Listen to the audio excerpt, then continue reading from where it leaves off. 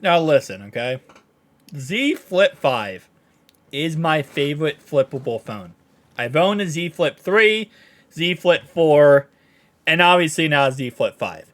The Z Flip 4 truly got me into the Z Flip series, got me most interested in the Z Flip series just because of the fact that it was actually like, okay, now we're actually getting somewhere with it. I feel like Z Flip 3, while it was a great phone, it just really didn't capture all the possible advancements that we could see with the Z Flip series. And then Z Flip 4, I feel like really captured that. And then, of course, I absolutely love my Z Flip 5. But I'm going to be honest with you. At $270, and this has been $270 on BestBuy.com for the last week or two, I would consider, if I don't have a flippable phone, I would consider going to a flippable phone, in a Z Flip 4 here, which is still a really great device. Now, the sad part is, it's Verizon only. I'm not sure if there's AT&T or T-Mobile versions. I don't think there is. I couldn't find them on the website. Now, I'm looking at this now in, like, December 22nd.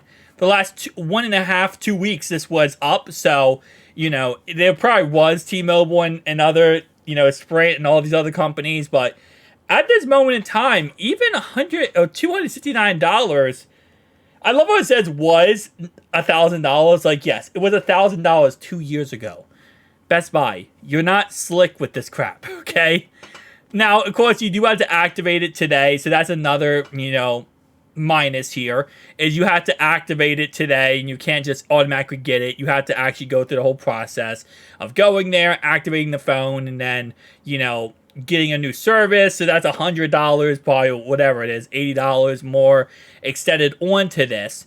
But still, again, like I said, $270, if you're thinking about upgrading your phone, that's not bad at all. And again, you don't have to get a new service. You can just actually technically upgrade your current service. So if you have a current phone, you could just upgrade to this for $270, and it's still available. By the way, it's still actually available. The pink gold version is sold out, but the graphite version is still available on BestBuy.com at this time of making this video. So, again, like I said, you could still get this for $270 for a Z Flip 4, which, again, isn't perfect. It doesn't have all the features Z Flip 5 has, and I love Z Flip 5 a lot more. But Z Flip 5 right now is on Amazon, I believe, $800. So you're getting this for 1/4 of the price, and if you're buying this maybe as like a secondary device, like get it, activate it, and then switch your SIM card back to your original phone, and just use that as a secondary device, it's not bad. It really isn't. If you have Verizon, this is a no-brainer in my opinion for trying to go for it. Again, like I said, if you have other services, you have to look on this website. In my general area, there is no version outside of Verizon. Now, in your general area, there might be other versions of like AT&T and T-Mobile and all that kind of stuff on the website. I can't see it based on the area I'm in. But anyway, though, again, like I said, still a really good deal. It has 4G, it has 5G, and also LTE. It has operating system Android 12, but with how Samsung does their updates, you're going to get the latest and greatest updates from this phone. 3.18 gigahertz processor speed, 128 gigabytes, obviously, storage. Verizon would be Verizon here. It does also have 6.7-inch display, 8 megapixel or 8 gigabytes of RAM, 10 megapixel front camera, 12 back camera.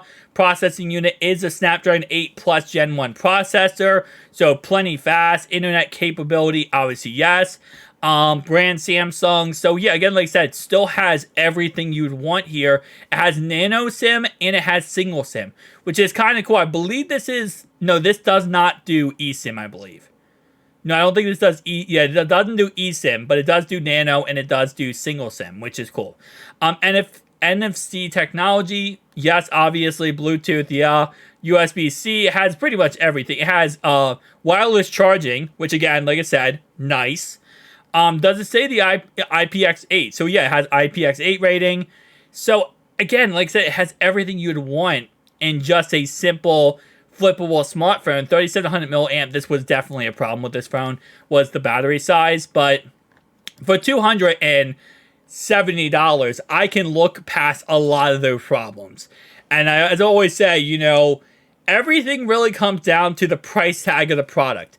Is the price tag warranting, what I'm sacrificing to get it? And I say everything that you're sacrificing to get this product, it's worth it. But that's just my personal opinion. Tell me down below your thoughts and opinions. I'll see you guys next one. Peace.